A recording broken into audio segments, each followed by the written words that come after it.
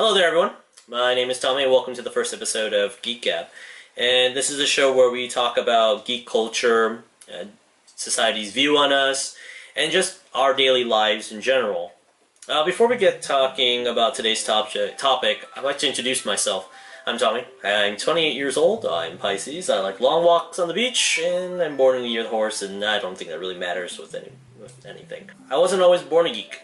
No, I can't say that from day one I was crawled out of my mom's womb. I was a geek. Now, it didn't happen until 1997 when I got my first copy of Final Fantasy VII. That's when I went down this long, deep, dark road. I'm kidding. A little background about me. I come from a very, very traditional Asian family. Family of 5. It's just like they were very strict. They're very traditional Asian family. And I was sheltered. I was sheltered until I was 18, and no parties unless it was family, no friends, very minuscule, like very little, and no going out unless it was with family. But fortunately, my dad, for some reason, thought it was okay to play video games. As long as I was staying home and I was studying, video games were a-okay.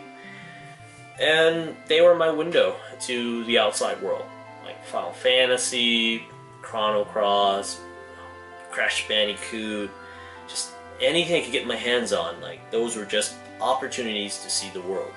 As being the typical Asian overachiever, I went all the way through high school without having really much of a personality, except that I like video games, and I tried really hard to fit in with everybody else, but it just didn't really happen. My school it didn't really happen until like high school, where I was like there was clubs for that stuff. And when I finished graduating, I was sitting there with 6 scholarships. Like, where am I going to go? But I realized that I didn't think about this stuff because I didn't have a personality. I didn't have any connection to anything as I wanted to do. So I did what any rational Asian kid would do, is throw away all 6 scholarships and go to a private art school. That broke my family's heart. But I was like, I know this is what I want to do. Making video games is what I want to do. I'm a geek, and geek 100%. That's what geeks do. We watch anime, and we make video games. So for roughly 3.5 years, I went to an art school, and my last year I just couldn't do it. I burnt out because I wasn't really anybody. I tried to have the college experience, but it wasn't there. Everything was just first for me.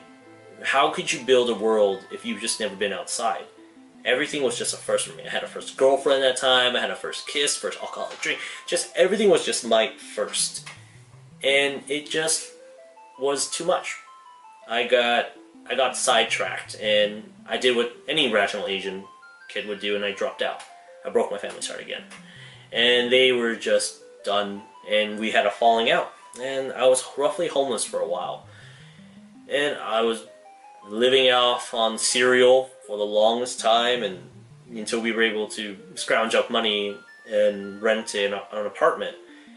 And even then it was really rough. Like, I worked really weird jobs, and I couldn't really keep my collection going. I sold most of everything. Anything I could get, I just sold everything just to make ends meet. It really sucked.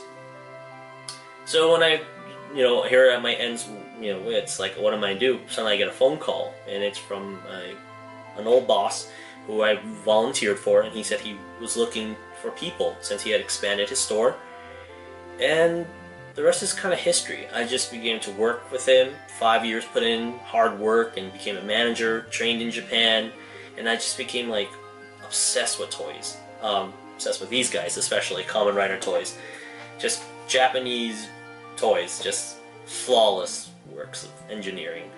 And I just started to build my collection again. Just crazy amount of collecting.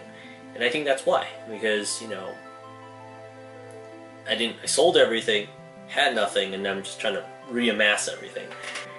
And I decided to go back to school and finish my schoolwork. Stay in school. Your wall will thank you later. I still have my student loans, believe it or not. It's crazy. But it never stopped me from collecting. Let's change a little bit of gears here. It's kind of getting a little sad. So let's talk about my collection. So I, again, collect Kamen Rider toys. I have over roughly 90, not including vehicle special effects stands, and not including the other, you know, like novelty items like their pension devices, you know, little trinkets here and there. Then I collect things like Transformers, and I collect things like play arts. I just have a huge collection. So a lot of people ask me, like, how do you sink so much money in plastic?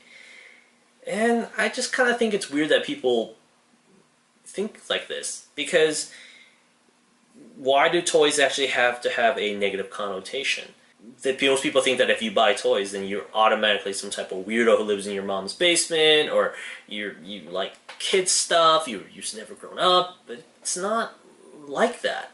When people always ask me, I always ask, like, are you a sports fan? They say, yeah, I'm a big sports fan.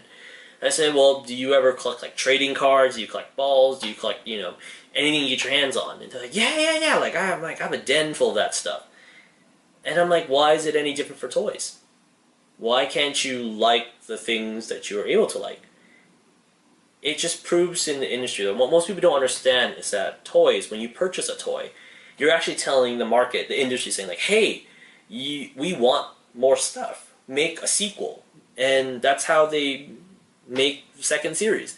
Some people wonder why, like, they never buy anything. They call themselves fans, and then they suddenly, like, they don't purchase anything, and they, you know, pirate, bootleg, whatever. And then you wonder why the industry doesn't make a sequel, because there's no way to tell that, you know, you like this kind of stuff.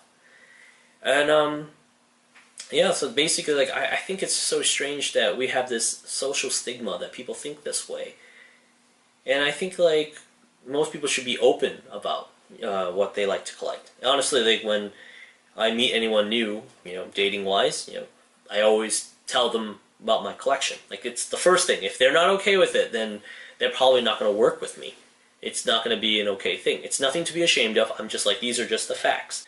And if people just, like, freak out and they leave, then that's their loss. It doesn't make me any less of a person. It doesn't make me any less of a human being. It's just what my passion is, and it's my hobby.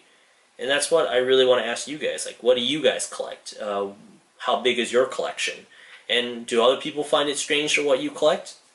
And that's where we're going to end today's video. Thank you guys for watching, and please subscribe, and hopefully see you next week.